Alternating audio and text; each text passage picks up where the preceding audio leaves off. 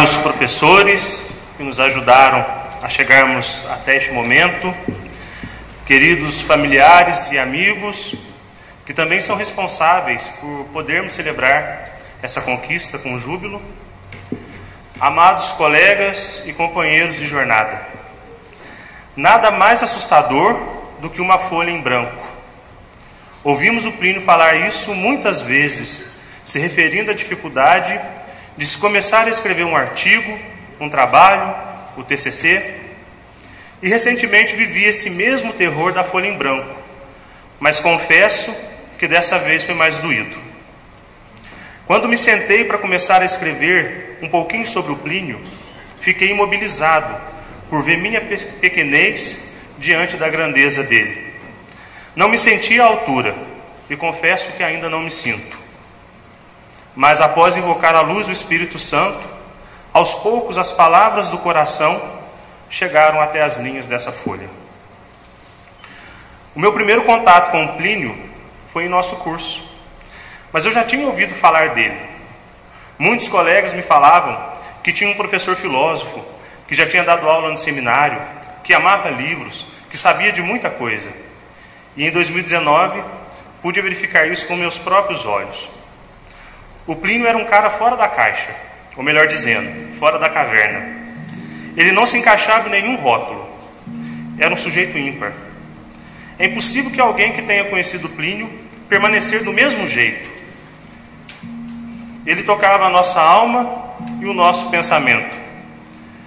Era fantástico vê-lo falar de qualquer assunto: filosofia, cinema, música, as piadas que ele contava, as histórias de Baipendi. E o mais incrível é que ele falava de tudo. Talvez quem não conheceu pode achar que eu estou exagerando, mas os meus colegas estão aqui para testemunhar. Às vezes, estávamos conversando sobre algo trivial, como futebol, por exemplo.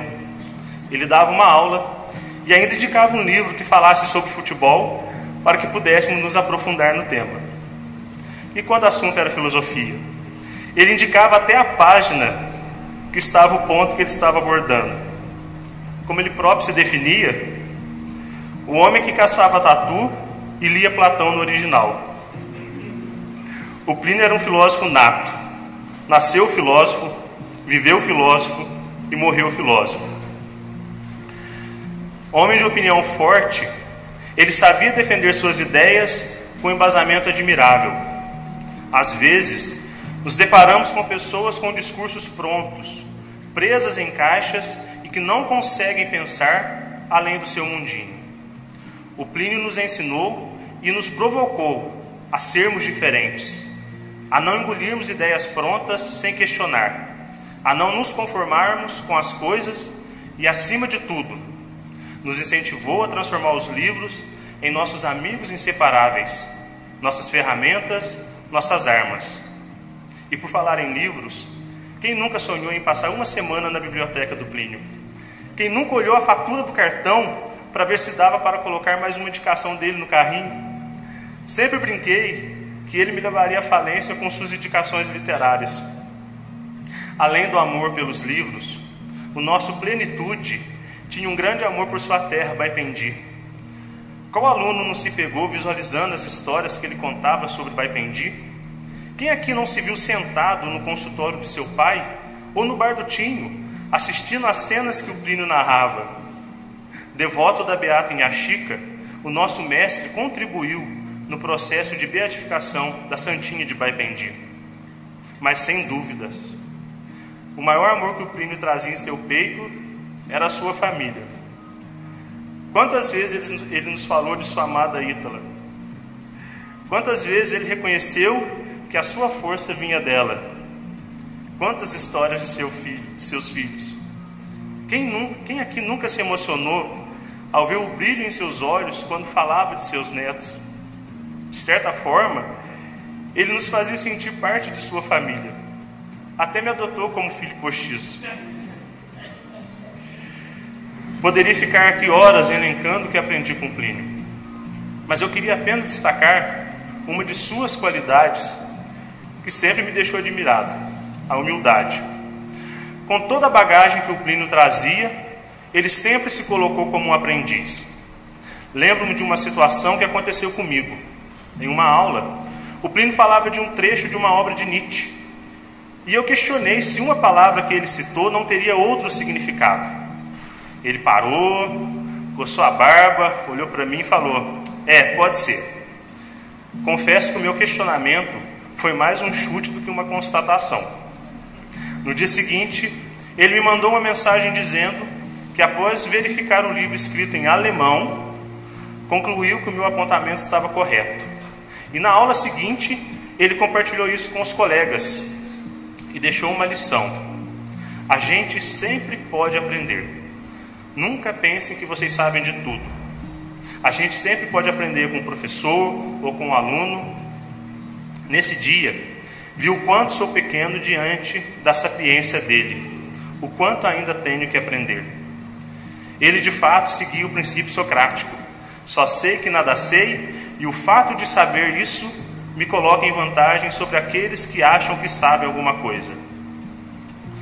Falta o nosso amado mestre nessa mesa. Foi difícil terminar o curso sem sua presença, mas todos passaram pela morte. Nenhum de nós é imortal. Porém, podemos nos tornar eternos. E como nos tornamos eternos? A partir das sementes que plantamos nos corações das pessoas que conviveram conosco. O Plínio é eterno. Ele continua vivo em sua filosofia, nos seus livros, nas canções que ele gostava e que compartilhou com a gente, nas ruas de sua amada Baipendi, em sua família tão querida e amada. Cada um de nós traz o ensinamento dele. Cada um de nós traz um pedacinho do Plínio dentro do peito. E quando formos lecionar ou conversar sobre qualquer assunto com alguém, será impossível não transmitir o que aprendemos com ele. E assim, o Plínio vai marcando vidas de pessoas que não tiveram a honra de conhecê-lo. Ítala, como eu disse no início, esse texto foi doído de escrever. Queria muito que o Plínio estivesse aqui conosco. Sabemos que qualquer homenagem se torna pequena diante da grandeza dele. Mas não podíamos deixar de registrar o nosso carinho e a nossa gratidão por tudo que ele fez. O Plínio muitas vezes nos disse que não ia na faculdade para dar aula, mas para encontrar os amigos e bater um bom papo. E quantas aprendizagens nós tivemos nessas conversas com esse amigo tão querido. Obrigado por sua presença e leve a todos os familiares o nosso abraço em agradecimento por dividir o Plínio um pouquinho com a gente. Estimados colegas, temos a missão de levarmos adiante o que aprendemos com ele.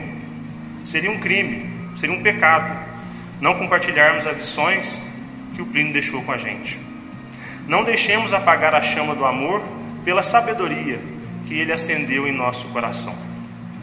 E para encerrar, quero ler o trecho final do poema Mineiro, de autoria do nosso amado mestre.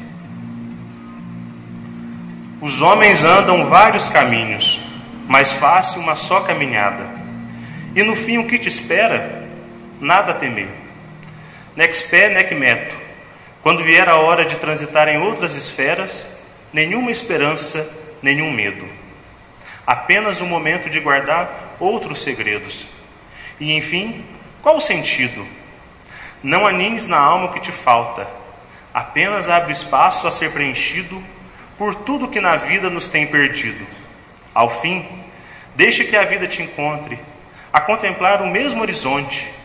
Nas saudades das estradas, te resgate de ti mesmo e te repouse em outra ramada, que te leve em suas velhas asas para um lugar que se tenha muita festa e muita carne de brasa, porque a grande viagem que todos porque a grande viagem que todos fazemos um dia é só uma volta para casa. Obrigado, amado mestre Plínio, você está sempre vivo no nosso coração. Obrigado a todos.